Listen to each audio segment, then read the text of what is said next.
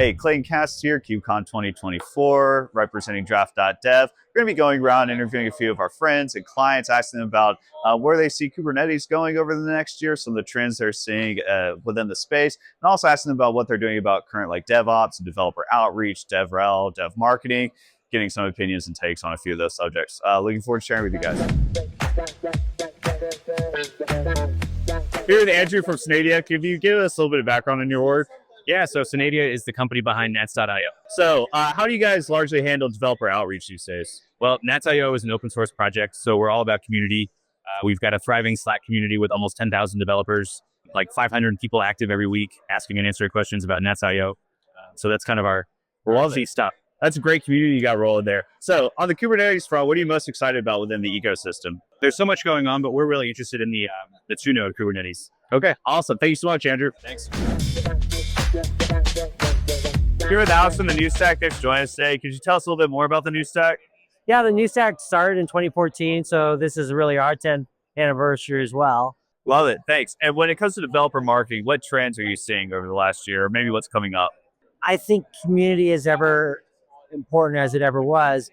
What I do think that companies could do better is with their documentation. Totally. Make it easier to digest, easier to understand your sort of thing. Yeah, so and that can then translate into longer blog posts, could translate into videos. Totally. And Alex, last but not least, Kubernetes ecosystem, what are you most excited about over the next year? I think this is going to be a year where we're going to have to see where, the big elephant in the room takes us. The elephant being AI. Perfect. Thank you for your time, Alex. Here with Andy from Docker. Could you give us a little bit more about your company? Docker is the world's only container development solution built for engineering teams that can handle high-end workloads, enterprise workloads, as well as the individual developer. Awesome. So when it comes to developer outreach marketing, what do you find to be the most effective method for you guys these days? To be as straightforward as possible. First and foremost, developers don't like me. They don't like marketing a whole lot. And also to not dumb things down, right? People are very smart out there. You don't have to underestimate their intelligence. Really share with them what they really care about. Go into depth. Don't be afraid to give them some code to play with if you want. Awesome. And when it comes to the Kubernetes ecosystem, what are you most excited about over the next year? I'm mostly excited how much this is growing. There is no end in sight. And I honestly believe that everything is going to be running on Kubernetes before not long. It's a crazy watch this throw. That's it. We're going to go. Thank you. Hey, here with Buddha from Tyke today. Could you tell us a little bit more about your organization?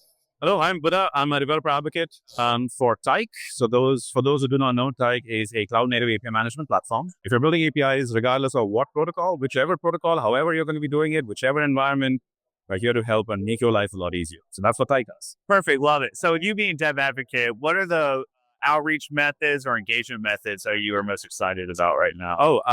The more exciting ones, obviously, typically coming to these conferences can have a immediate impact that you can see to a certain degree. Again, depends on the kind of conferences. Similarly with online webinars. But what we have found is if you go a little bit more product focused or a problem focused almost, that seems to have resonated well this year for us, as opposed to just doing very general purpose thought leadership. I mean, thought leadership matters as well, but if you're really thinking about pipelines, deal creation, those kind of things, I feel like the more you can showcase the product in the context of the specific problems that it can solve or address for developers or platform teams, then that's where you want to be. So when it comes to the conference, what have you seen that's perked your ears the most? What's exciting? You can't go to these conferences and not talk about AI. Like every project somewhere talks about it, but I would like to see where that goes and how those projects mature. Totally agree. Thank you so much, Buddha. Appreciate it. Hey, here at Tim A from Harness. Can you tell us a little bit more about your organization? Yeah, so Harness is an end-to-end software delivery platform. When developers start coding to their code goes into production, whatever tools are required are provided by Harness. We do our best to provide every tool possible for developers to be productive during this cycle.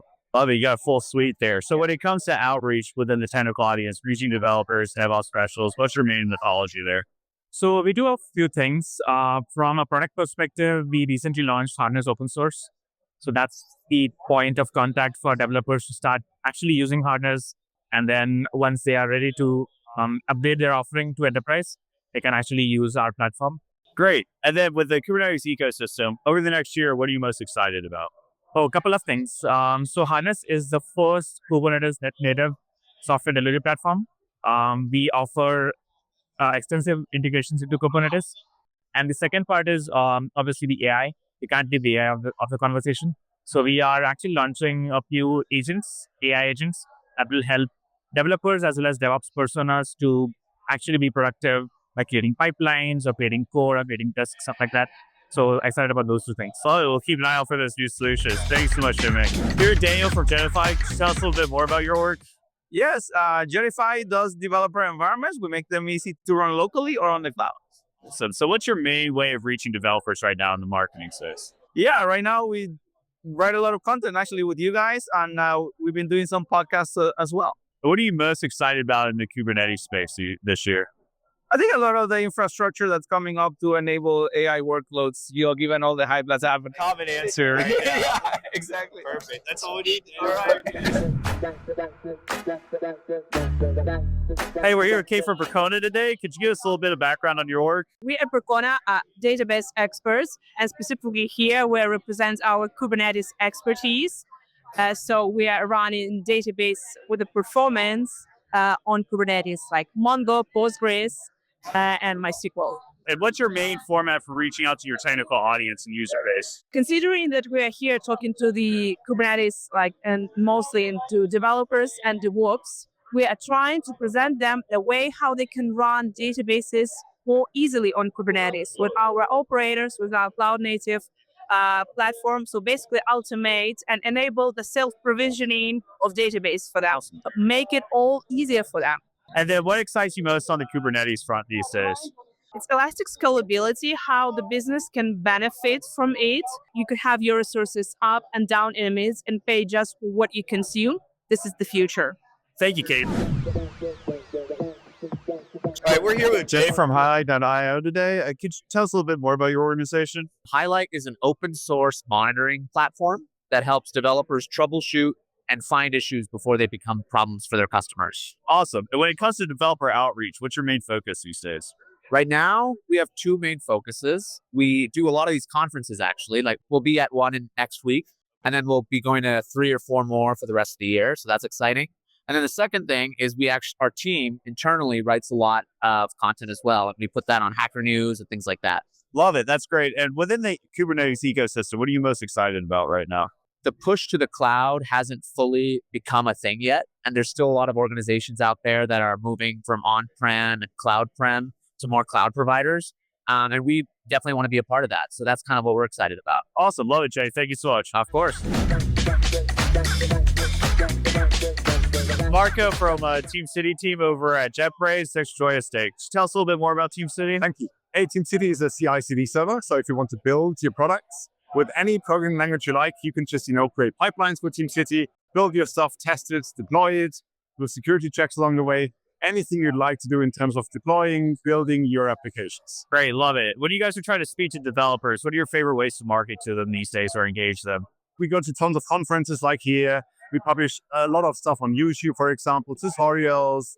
We push out guides in written form, video form, podcasts. Actually, we do work with influencers. So it's a lot of stuff in that realm. Love it. Perfect. Thanks so much, Farka. Thank you very much. Yeah. Hey, we're here with Matt from Speedscale KubeCon 2024. Just give us a little bit of background on what Speedscale does. Yeah. So Speedscale is an environment replication system. So it's almost like you're sitting there saying, I wish I had caught that problem in production. Well, Speedscale allows you to replicate that and actually run it in a debugger with all the backend systems, and it thinks it's in real production.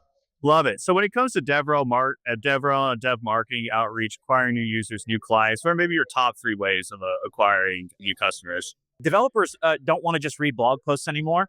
They're not interested in just kind of getting, boilerplate stuff. So you have to go and engage with them and provide them some sort of serious value. In the past, that might have been open source, but obviously that's gotten a little bit more challenging. What we're doing is trying to break up content into small, digestible videos. Okay. So you're giving people value for their attention, right? We're not just consuming attention. You're going to get something if you pay attention for 30 seconds. And then to bring it back to KubeCon, what are you most excited about on the Kubernetes front these days? I think we've gone through the container, working through the container magic. Now we're getting into the networking pieces, I think, more. I think people are trying to figure out the right way to secure the networks and to, really harden and make this thing more ready for production. Thanks, Matt. Appreciate it, man.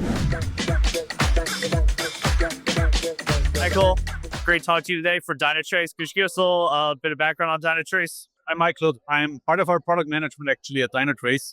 I'm responsible for all things go-to-market for observability. Your go-to automation and analytics platform for all things observability and security. Awesome. So where are you seeing the most success when it comes to developer outreach these days, reaching out to the technical audience? Yes, so developer outreach is something that's very dear to our heart. We think about it more from an educational community work, and this is how we reach out to a developer community, right?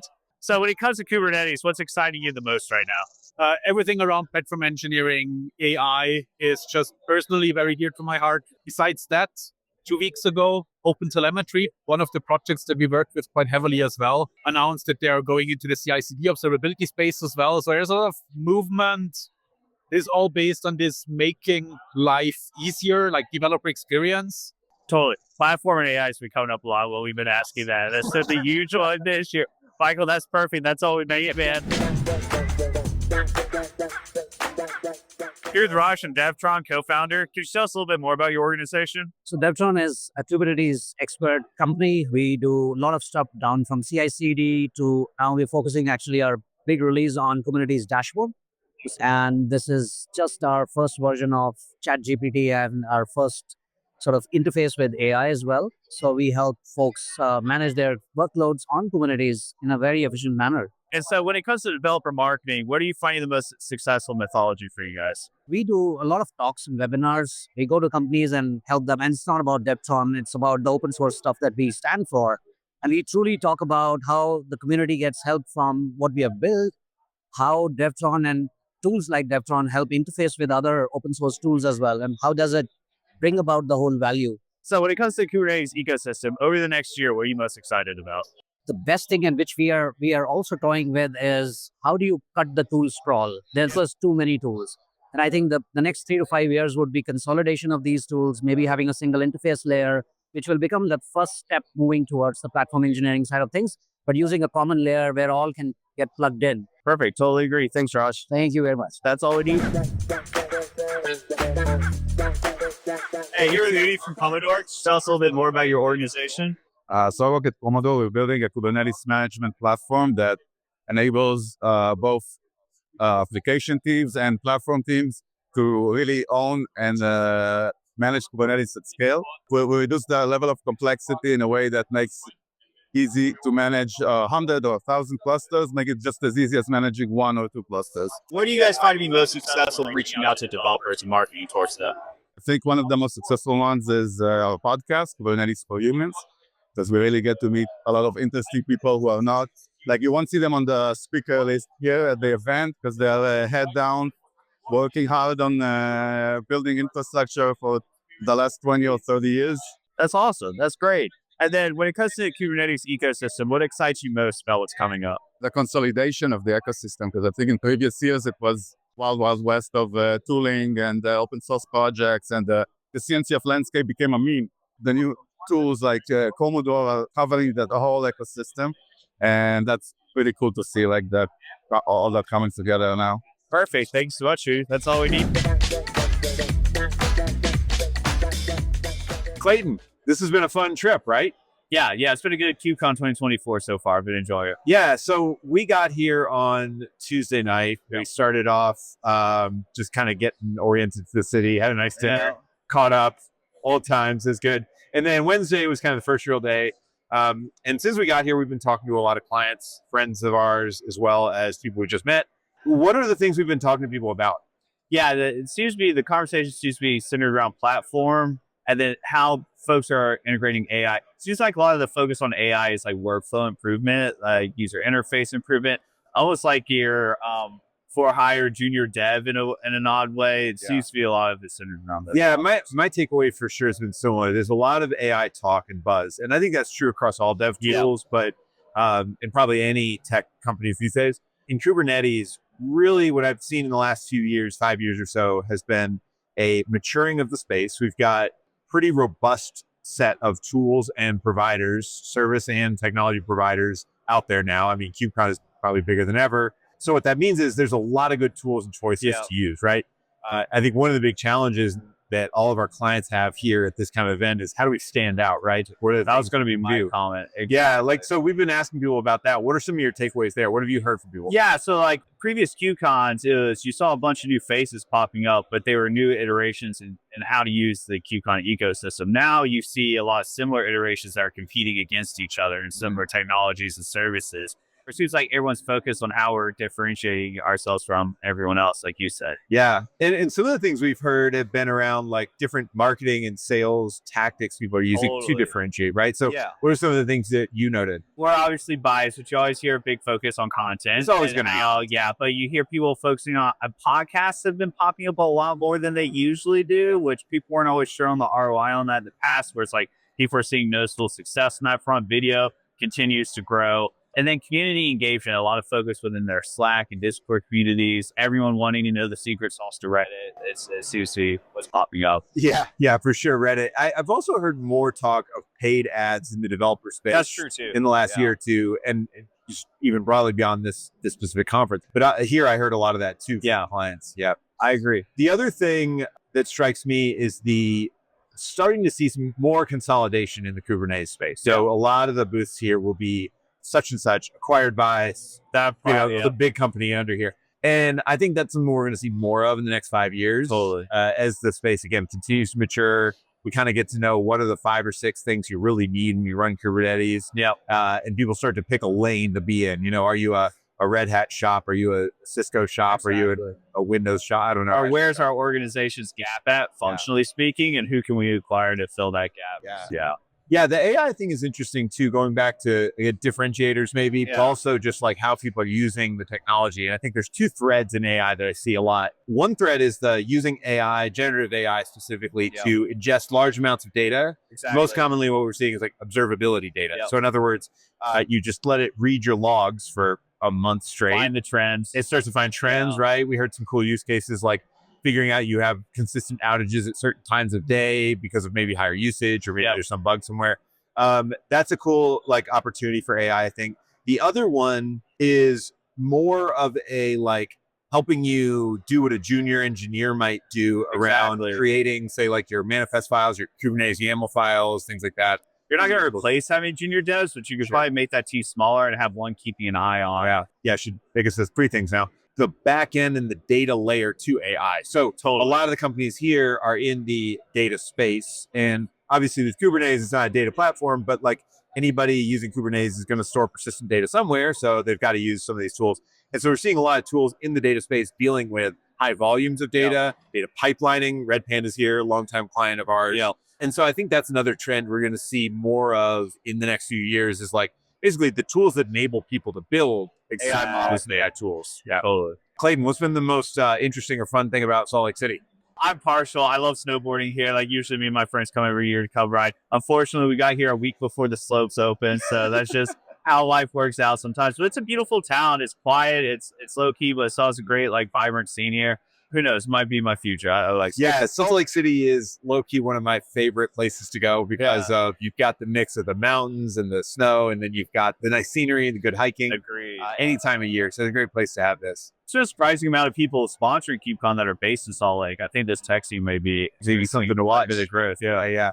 Well, what are we hoping for in the next few months as far as Kubernetes? I know a lot of people have been talking to us about what they're excited about Kubernetes. Anything you're hearing a lot from people? Yeah, I'm curious to see which of the implementations of AI catch popularity, which ones sort of die off.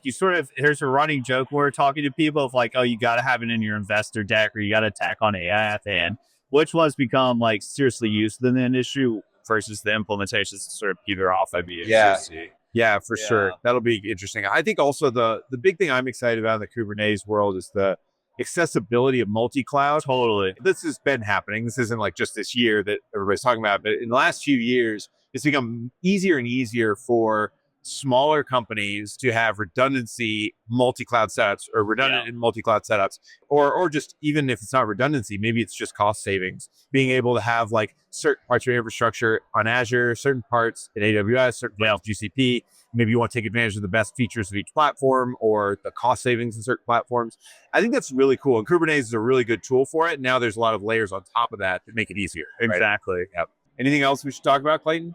No, I'm excited for reInvent. Got to turn right back around here in a couple of weeks and go hit AWS. But it's been a great KubeCon 2024. Yeah. I've enjoyed it as always. Thanks for watching, everybody. This has been a really fun series of videos to record, and hopefully you got something out of this. If you didn't get to KubeCon, if you did get here, look for us next year. We'll be here. Thanks again.